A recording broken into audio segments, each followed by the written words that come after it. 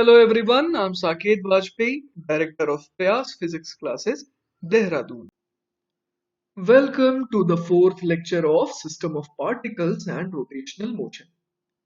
बच्चों अभी तक हमने जितनी भी पढ़ाई करी है उसमें हम लोगों ने ऑब्जेक्ट को पॉइंट साइज्ड माना है, ऑलराइट।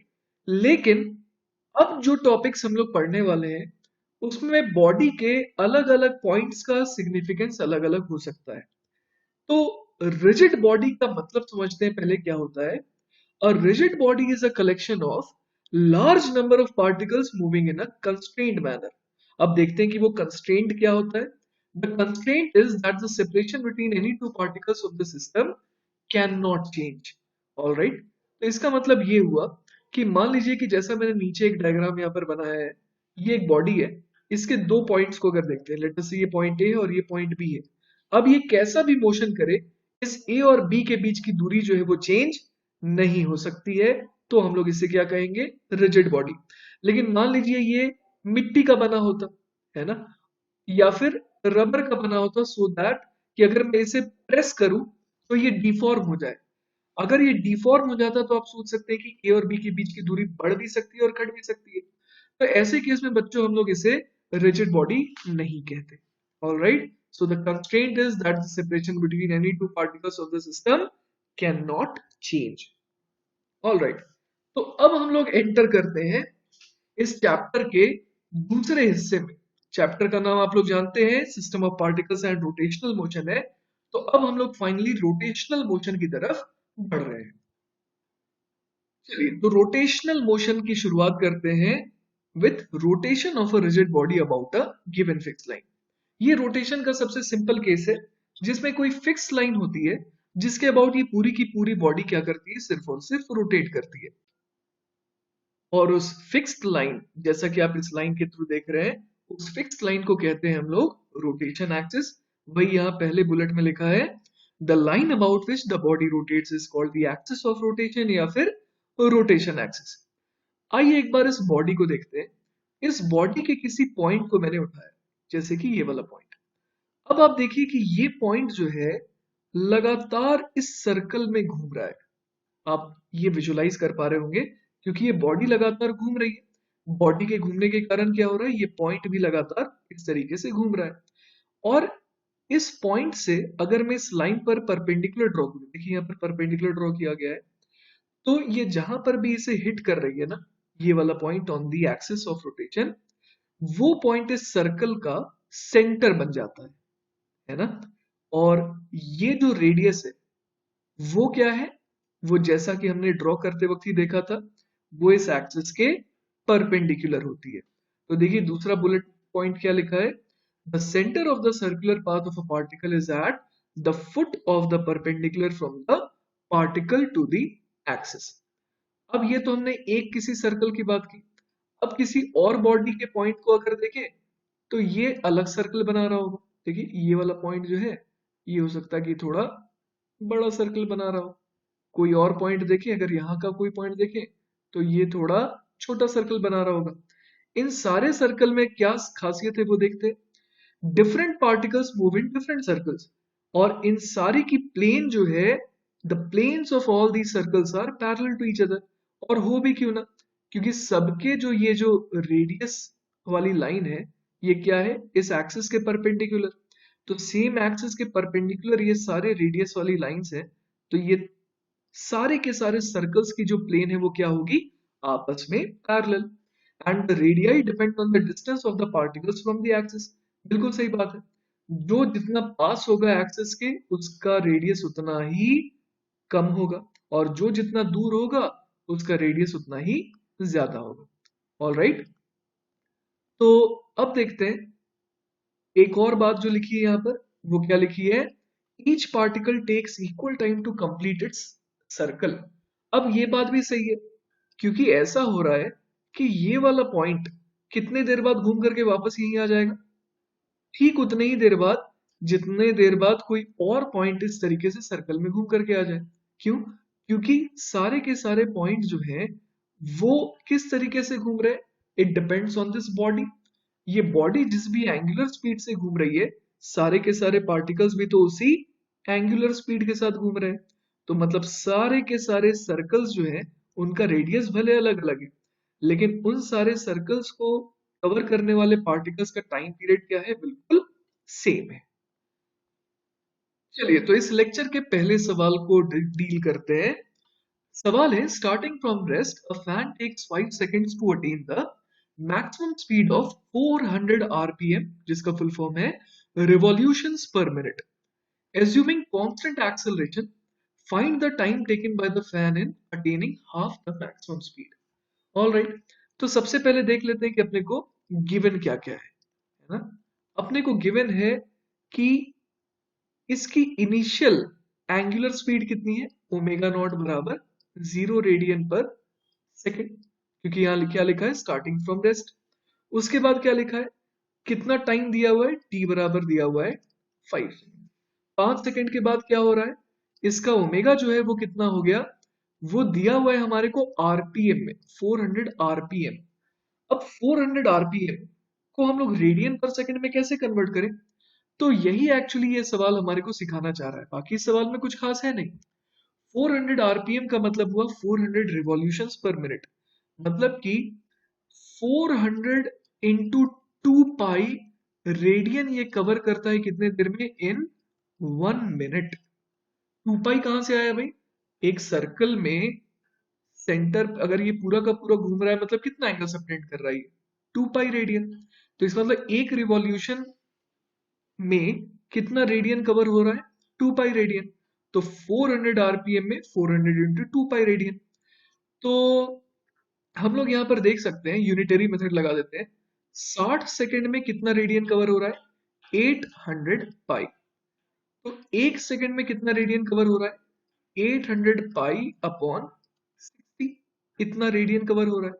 तो इसका मतलब कि ओमेगा जो है वो कितना आ गया, इसको थोड़ा सिंप्लीफाई भी कर सकते हैं, ये हो जाएगा 2 3 6 और 240, तो ये हो जाएगा 40 पाई/3 रेडियन, कितने देर में, 1 सेकंड में। क्लियर है।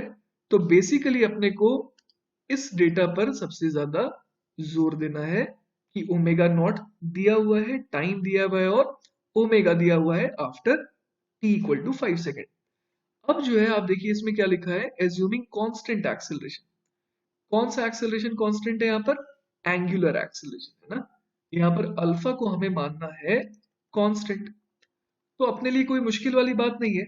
आपको याद होगा काइनेमेटिक्स में जिस तरीके से आप v बराबर u प्लस ए टी लगाते थे, उसी का रोटेशनल एनालॉग क्या हो जाएगा, omega equal to omega naught plus alpha t, right. तो अगर ये लगा दें हम लोग, तो अपने को क्या मिल सकता है, अल्फा मिल सकता है। तो चलिए अल्फा निकालते हैं। ओमेगा दिया हुआ है 40 पाई/3, it is equal to 0 plus alpha into 5, right. तो यहां से आप देखिए अल्फा कितना आ जाएगा, 5 8 40 है ना, तो 8 पाई/3 रेडियन पर सेकेंड स्क्वायर। All right. तो अल्फा की यूनिट क्या हो जाएगी, जैसे एक्सेलरेशन की होती है मीटर पर सेकेंड स्क्वायर, उसी तरह अल्फा की क्या हो जाएगी, रेडियन पर सेकेंड स्क्वायर। All right. तो हमने अभी तक अल्फा तो निकाल लिया, राइट। अब देखते हैं सवाल में क्या पूछा गया था, find the time taken by the fan in attaining half the maximum speed. All right. तो अब हाफ द मैक्सिमम स्पीड ये कब इसने अटेन किया था वो चलिए निकालने की कोशिश करते हैं। तो ओमेगा ही हमारा क्या है, ओमेगा मैक्स, और वो कितना है, हमने निकाल के रखा है, वो आया था 40 पाई/3। तो बेसिकली अपने को ये देखना है कि ओमेगा/2 कितने देर में कवर हुआ, तो ओमेगा/2 बराबर omega naught plus alpha T लगा सकते हैं। तो यहां से क्या आ जाएगा, ओमेगा की वैल्यू है 40 पाई/3, तो ये हो जाएगा 20 पाई/3 इक्वल टू ओमेगा नॉट तो 0 है, अल्फा कितना है 8 पाई/3 इंटू जो टाइम इसे लगा, टाइम कितना लगा, लेटर से टी टाइम लगा। तो यहां से सिंपल कैलकुलेशन कर लेते हैं, पाई से पाई कट गया, 3 से 3 कट गया, तो अपने पास क्या आ गया, अपने को टाइम की वैल्यू आ गई 20/8, जिसको और सिंप्लीफाई करें तो 4 5 20, 4 2 8, सॉरी 4 5 20, 4 2 8, तो ये आ गया 2.5 सेकेंड। चलिए तो मैं आपसे इसी सवाल को करने का एक और मेथड शेयर करता हूँ। मान लीजिए मैं omega as a function of time का ग्राफ बनाऊं, तो t इक्वल टू जीरो पर ओमेगा जीरो था। और इसके अलावा एक और चीज हम लोग जानते हैं कि t इक्वल टू, है ना, t इक्वल टू 5 सेकेंड पर क्या आया था? t इक्वल टू 5 सेकेंड पर आया था कि इसका ओमेगा कितना हो जा रहा है? 40 पाई बाय 3। तो हम लोग बड़े आराम से यहाँ पर देख करके कह सकते हैं कि t इक्वल टू 2.5 सेकेंड पर क्या होना चाहिए? ओमेगा होना चाहिए 20 पाई बाय 3।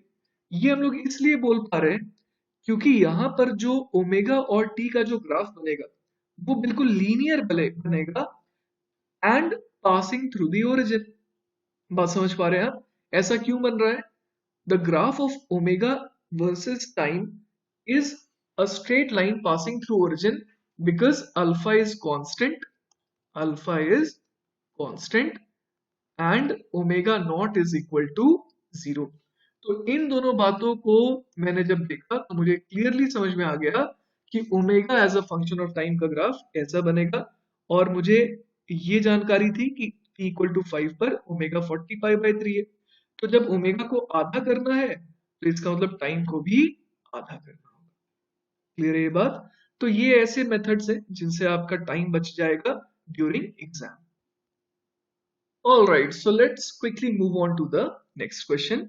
सवाल है, a bucket is being lowered down into a well through a rope passing over a fixed pulley of radius 10 centimeter. Assuming that the rope does not slip on the pulley, find the angular velocity and the angular acceleration of the pulley at an instant when the bucket is going down at a speed of 20 centimeter per second and has an acceleration of 4 meters per second square. चलिए तो मेरे पास एक diagram है जिसके through आप ये देख सकते हैं कि किस तरीके से एक बकेट को एक कुएं के अंदर लोअर किया जा सकता है। इसको पकड़ करके घुमाया जाता है जिसके कारण क्या होता है कि ये रस्सी जो है अनवाइंड होती जाती है और वो नीचे जाती है ना? फिर बकेट में पानी भरता है और फिर इसको ऑपोजिट डायरेक्शन में घुमाते हैं जिससे ये रस्सी जो है ये बाइंड होते होते ये बकेट ऊपर आता है ना? तो उसी का एक बहुत ही आसान सवाल है इसी कॉन्सेप्ट के ऊपर। तो चलिए एक बार देखते हैं कि हमें गिवन क्या क्या है। चलिए तो इस डायग्राम को मैंने और सुलझा हुआ बनाने के लिए ये सिंपल डायग्राम बनाया है। इसमें वो सारी चीजें मैंने मेंशन कर दी है जो हमारे को सवाल में गिवन है, जैसे कि स्पीड इस मोमेंट पर दी हुई है 20 सेंटीमीटर पर सेकेंड, रेडियस दिया हुआ है 10 सेंटीमीटर और एक्सेलरेशन इस, मैंने ब्लॉक जैसा दिखाया ताकि ये बकेट सिंपल दिखे। इसका एक्सेलरेशन नीचे की तरफ दिखाया गया है इस समय 4 मीटर पर सेकेंड स्क्वायर। तो अगर मैं सिर्फ इस पुली को देखूं, है ना, उसके लिए भी मैंने एक छोटा सा डायग्राम बनाया। सिर्फ अगर मैं इस पुली को देखूं यहाँ पर, तो आप सोच सकते हैं कि अगर इसकी टिप नीचे जा रही है कितने से? 20 सेंटीमीटर पर सेकेंड से, तो इसका मतलब ये कंस्ट्रेंट रिलेशन के कारण यहाँ पर जो थ्रेड होगी वो भी इसी स्पीड से नीचे जा रही होगी। सही है। और हमारे को सवाल में ये भी लिखा है कि the rope does not slip on the पुली, मतलब ये जो पुली है वो भी इसके साथ एग्जैक्टली उतने ही स्पीड के साथ घूम रहा है। मतलब अगर रोप के इस पॉइंट की स्पीड कितनी है 20 सेंटीमीटर पर सेकेंड, तो ये जो हमारा पुली है वो भी, उसका भी ये जो बाहरी पॉइंट है ना, बिल्कुल जो पेरीफेरी वाला पॉइंट है वो कितने से घूम रहा होगा? 20 सेंटीमीटर पर सेकेंड से। तो अब हमारे को थोड़ी क्लैरिटी मिल रही है कि अगर मैं इस पॉइंट की स्पीड देखूं तो ये भी नीचे की तरफ कितनी है? 20 सेंटीमीटर पर सेकेंड। तो जैसे ही आपको ये दिख गया, आपको ये समझ में आ रहा होगा कि हम लोग यहाँ पर कौन सा फॉर्मूला लगा सकते हैं? v बराबर r इंटू ओमेगा, है ना? यहाँ पर जो tangential speed of the rim है वो कितनी हो जाएगी? v बराबर r ओमेगा से लाई जा सकती है। तो अपने को सवाल में देखिए क्या क्या गिवन है। अपने को v गिवन है और r गिवन है, राइट? तो हम लोग क्या निकाल सकते हैं? देखिए सवाल में एंगुलर वेलोसिटी पूछा था तो वो निकाल सकते हैं। तो यूजिंग दिस फॉर्मूला v बराबर r omega, we can simply say omega is equal to v upon r। और v अपने को दिया हुआ था 20 सेंटीमीटर पर सेकेंड, मतलब 20 अपॉन 100 मीटर पर सेकेंड। और रेडियस अपने को दिया हुआ था 10 सेंटीमीटर, तो यहाँ पर लिख सकते हैं 10 बाय 100। तो ये हमारे पास कितना आ गया? हमारे पास ओमेगा आ गया 2 रेडियन पर सेकेंड, है ना। ये हमारे पहले पार्ट का जवाब हो गया। अब हम लोग बढ़ते हैं अगले पार्ट की तरफ। ऑलराइट, अगला पार्ट देखिए क्या पूछा है अगले पार्ट में। एंगुलर एक्सेलरेशन, है ना, angular acceleration of the pulley. Angular acceleration को हम लोग डिनोट करते हैं अल्फा से। तो यहां पर भी हम लोग वैसी ही बात कुछ कर सकते हैं। हम लोग यहाँ पर देखिए, अगर उस पुली का वापस से सिंप्लीफाइड डायग्राम बनाए तो हमारे को ये गिवन है कि जो रस्सी यहाँ पर कनेक्टेड है ना, ये जो रस्सी कनेक्टेड थी उसको अगर हम लोग देखें तो इस टिप का एक्सेलरेशन दिया हुआ है। कितना दिया हुआ है इस टिप का एक्सेलरेशन? वो दिया हुआ था अपने को 4 मीटर पर सेकेंड स्क्वायर, राइट। चेक कर लेते हैं एक बार। वो अपने को दिया था बिल्कुल सही 4 मीटर पर सेकेंड स्क्वायर, है ना। तो इसका मतलब ये भी हुआ कंस्ट्रेंट रिलेशन से कि यहाँ पर जो टिप पर जो रस्सी की एक्सेलरेशन है, सेम वही एक्सेलरेशन यहाँ वाले रस्सी की भी होगी। तो इसका मतलब अगर सिर्फ और सिर्फ मैं इस डिस्क जैसे दिखने वाले पुली के इस पॉइंट को देखूं तो वो तो रस्सी के साथ स्लिप नहीं कर रहा है। इसका मतलब जो टेंजेंशियल एक्सेलरेशन इस रस्सी की है वही टेंजेंशियल एक्सेलरेशन यहाँ वाले डिस्क के पॉइंट की भी होगी। इसका मतलब ये हो गया कि डिस्क के जो बिल्कुल पेरीफेरी पेरीफेरी वाला जो पॉइंट है ना, उस पॉइंट की टेंजेंशियल एक्सेलरेशन कितनी हो गई? 4 मीटर पर सेकेंड स्क्वायर। और हम लोग जानते हैं कि ए टेंजेंशियल होता है अल्फा इंटू आर, राइट। तो यहां से अल्फा कितना आ जाएगा? A tangential divided by r, है ना। तो अल्फा हमारा कितना आ गया? ए टेंजेंशियल तो 4 मीटर पर सेकेंड स्क्वायर था, उसको डिवाइड करना होगा 10 बाय 100 मीटर से। तो ये कितना आ जाएगा? ये आ जाएगा हमारा 0 से 0 गया और ये 0 ऊपर चला गया, तो हमारा अल्फा फाइनली आ गया 40 रेडियन पर सेकेंड स्क्वायर, है ना। तो आई होप आपको ये सवाल भी क्लियर हो गया होगा। तो हमसे इस सवाल में देखिए v पूछा गया था, सॉरी ओमेगा पूछा गया था और अल्फा पूछा गया था, दोनों ही हम लोगों ने निकाल लिया। चलिए तो नेक्स्ट सवाल की तरफ बढ़ते हैं। अगला सवाल कह रहा है a particle of mass m is moving in xy plane with a speed v along x axis at a given instant of time. Its position coordinates are x comma y. What is the angular velocity of the position vector of the particle d theta by dt and angular acceleration of the particle d2 theta upon dt square with respect to origin? All right, तो चलिए पहले सवाल के हिसाब से एक diagram बनाने की कोशिश करते हैं। ये हमारा एक्स वाई प्लेन हो गया, ये वाई एक्सिस, ये एक्स एक्सिस, और लेटर से कि हमारा जो पॉइंट है वो इस समय किसी एक्स कॉमा वाई पर है। और जैसा कि सवाल में गिवन है कि इसकी वेलोसिटी किस डायरेक्शन में, अलोंग एक्स एक्सिस, और जिसका मैग्नीट्यूड हमारे को दिया हुआ है क्या, लेट अस से कि हाँ इसका मैग्नीट्यूड दिया हुआ है, ये देखिए स्पीड v, है ना। तो v स्पीड दे रखी है। अब ये हमारा ओरिजिन है और इसके अलावा हमसे बोला गया है कि what is the angular velocity of the position vector. तो पोजीशन वेक्टर के लिए पहले पोजीशन वेक्टर बनाना पड़ेगा। तो चलिए पोजीशन वेक्टर बनाते हैं। ये रहा हमारा पोजीशन वेक्टर, है ना। तो ये पोजीशन वेक्टर हो गया और अब इसे मान लेते हैं एंगल थीटा। तो बेसिकली हमें निकालना क्या है? हमें निकालना है angular velocity of the position vector of the particle और फिर आते हैं एंगुलर एक्सेलरेशन पर, ठीक है। तो हम लोग यहाँ पर देख सकते हैं कि अगर मैं यहाँ पर ओरिजिन पर रहूं तो जैसे जैसे ये पार्टिकल एक्स के लॉन्ग आगे बढ़ता जा रहा है तो मुझे इसे देखने के लिए अपने सिर को लगातार घुमाते जाना पड़ेगा, है ना। तो एक तरीके से मुझे ऐसा लग रहा है कि ये पार्टिकल जो है मेरे से दूर तो जा रहा है, ये ऑब्वियस सी बात है ना, क्योंकि अभी मेरी डिस्टेंस ये है, थोड़ी देर बाद और दूर हो जाएगा। लेकिन दूर भी हो रहा है और साथ ही साथ मुझे अपने सिर को घुमाना भी पड़ रहा है इसे देखने के लिए। तो मुझे ऐसा लगेगा कि इसके पास एक घूमने वाला मोशन भी है ना। तो उसी को चलिए एनालाइज करते हैं, है ना। तो अगर उसे एनालाइज करना है तो सबसे पहले ये देखिए कि यहां से यहां तक की जो ये डिस्टेंस है x, y कोऑर्डिनेट है तो उस हिसाब से ये डिस्टेंस y हो गई और ये वाली डिस्टेंस शुरुआत में तो x में कह सकता हूँ। x तो वेरी कर रहा है लेकिन y वेरी नहीं कर रहा है because the particle is travelling only along the I cap direction, है ना, इसके पास जे कैप का कोई भी कंपोनेंट नहीं है। तो इस सवाल को सॉल्व करने के मेरे पास बहुत सारे तरीके हैं, उनमें से एक तरीका चलिए अभी देखते हैं। पहला तरीका जो मैं यूज करने वाला हूं, मेथड नंबर 1, है ना, मेथड 1 होगा मेरा कंस्ट्रेंट रिलेशनशिप। जैसा कि आप देख सकते हैं यहाँ पर y, x और थीटा में कुछ रिलेशन एस्टैब्लिश किया जा सकता है। जैसे कि y बराबर में क्या बोल दूंगा, y अपॉन x हो जाएगा tan थीटा, तो y बराबर हो जाएगा x tan थीटा। देख पा रहे हैं tan theta y by x, तो इससे y बराबर x tan थीटा आ गया। अब मैं यहाँ पर अगर dy बाय dt करूं, है ना, dy बाय dt क्या हो जाएगा, x tan थीटा को डिफरेंशिएट करना है तो ये क्या हो जाएगा dx by dt into tan theta plus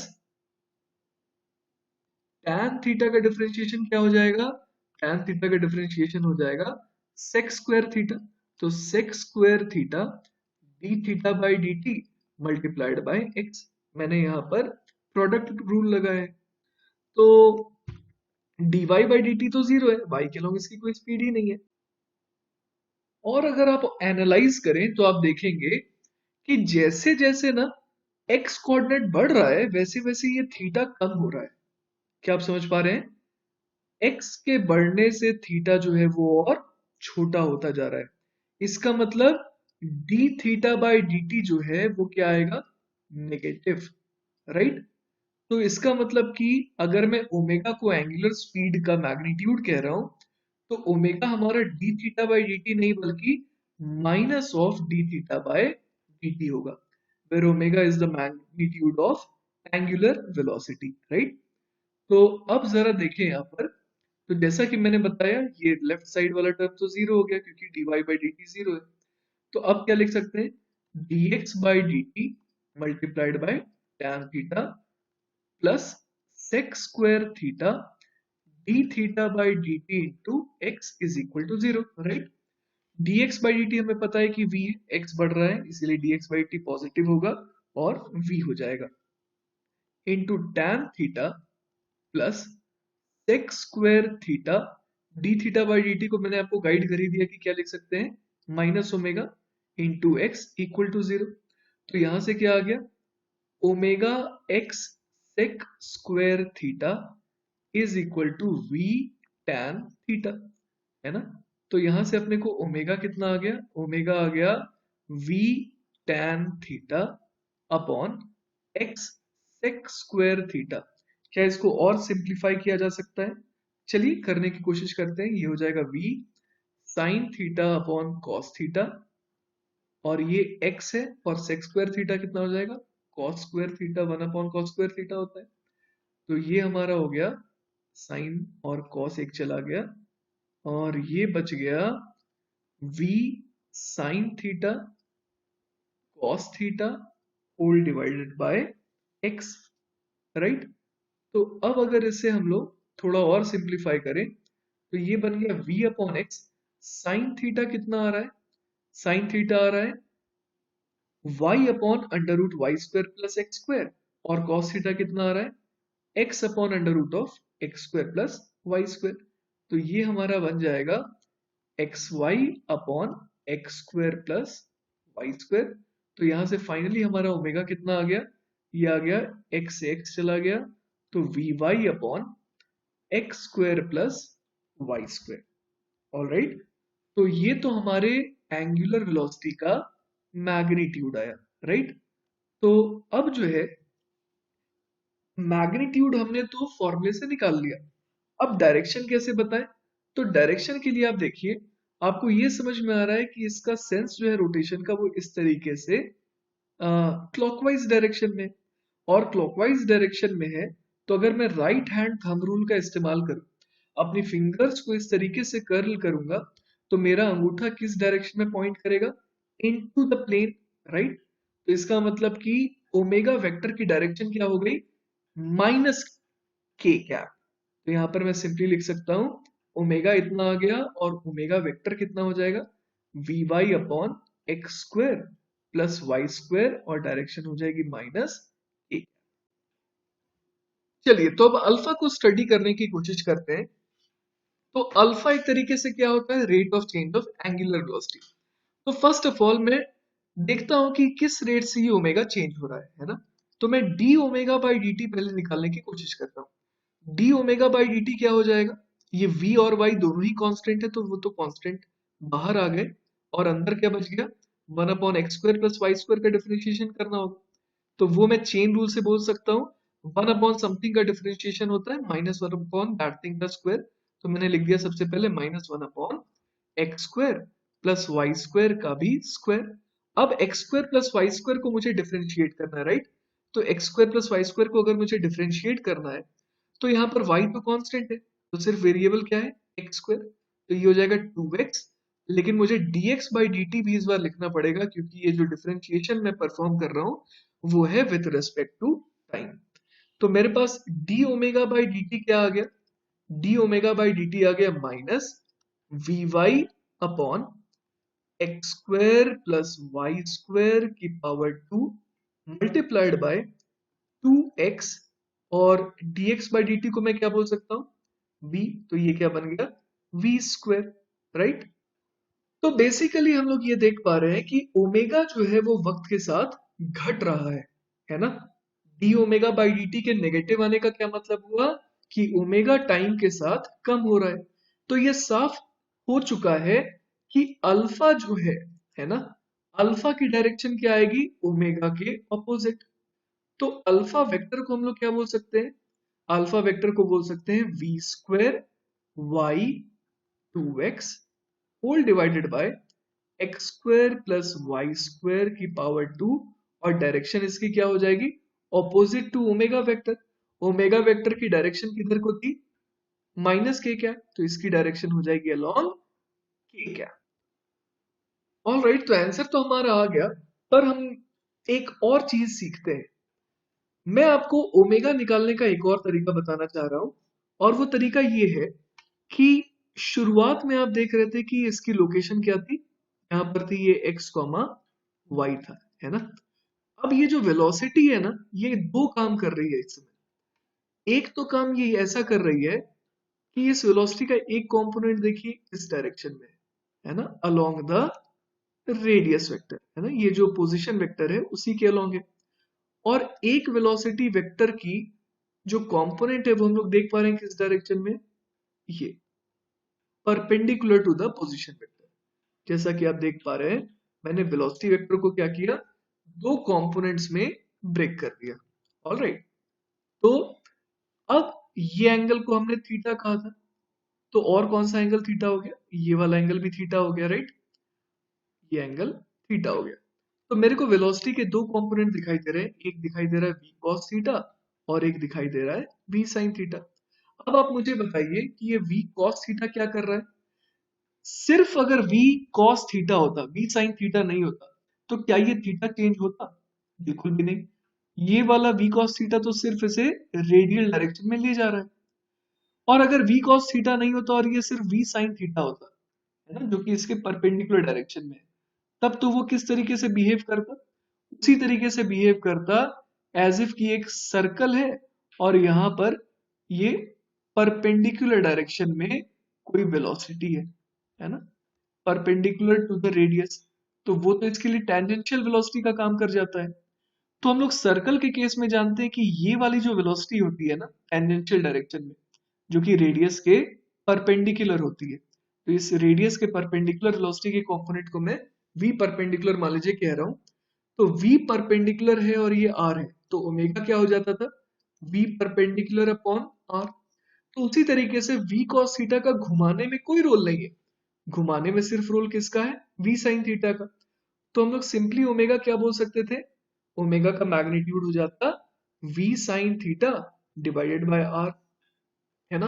तो देखते हैं क्या यहां से भी वही रिजल्ट आ पाता है v sin थीटा कितना हो जाता भाई साइन थीटा जो है हमारा हो जाता परपेंडिकुलर अपॉन हाइपोटेनस, राइट? तो परपेंडिकुलर कितना है, वो तो y है, और हाइपोटेनस कितना है, हाइपोटेनस को मैंने r कहा था, तो ये डिनोमिनेटर में बन गया r स्क्वायर, तो ये क्या बन गया, vy upon x square plus Y square. और आप क्रॉस चेक कर सकते हैं, ओमेगा की वैल्यू भी यही आई थी, vy upon x square plus Y square. तो एक ही चीज को निकालने का दो अलग अलग तरीका मैंने आपको दिखा दिया, कि या तो आप इसको कंस्ट्रेंट के मेथड से निकाल सकते हैं, या फिर आप इसे एनालिटिकली निकाल सकते हैं। All right, all right, so let's end this part of the lecture. We'll meet again in the second part of the same lecture. Till then, bye bye.